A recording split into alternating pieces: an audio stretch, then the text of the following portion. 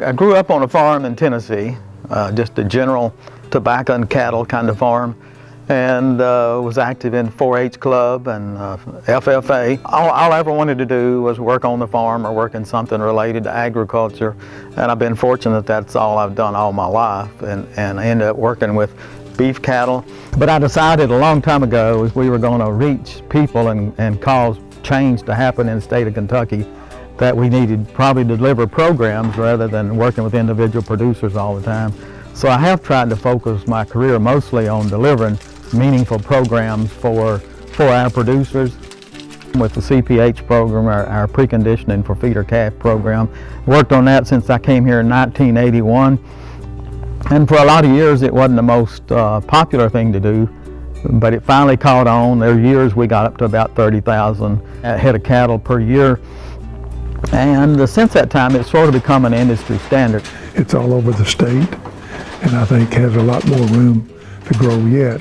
And Roy was very instrumental in helping get that thing started because very practical. He was an excellent communicator. The way I look at Roy, he changed Kentucky agriculture.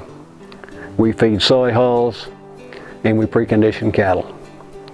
He almost single-handedly changed the perception of the Kentucky cattle out west. Early on I submitted and got a grant for $750,000 from USDA, and that was a key to getting some programs started like the Master Cattlemen, which is one of my favorite programs, because since we started Master Cattlemen, we've reached over 4,000 Kentucky beef cattle producers, and I feel like we're reaching the innovators in the state. That just kind of evolved into what we have today with our Kentucky Beef Network and the educational programs we run in collaboration with Kentucky Beef Network.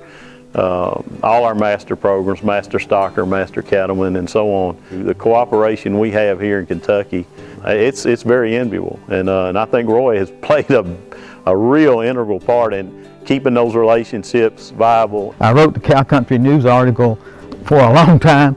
I just sent in the completion of 31 years of writing for Cow Country News, but that's been, I think, one of my favorite projects. One thing that would set Roy apart was that he could talk on your level, our level. Roy's a very humble, quiet, low-key person, but very knowledgeable, had a lot of experience. He's just such a good advocate, I think, for the beef industry and for our producers, and he puts producers' needs first. Always reminds me and reminded me, and still does to this day, I guess, the producers come first. The best thing that Roy ever did was he married a Kentucky girl and moved out of Tennessee. My wife and children and grandchildren have been supportive of me. Family and people are probably more important than cattle. They certainly are. And so I think that's one reason we're in this business, because those things are important to us along with our cattle. I think that's terribly important.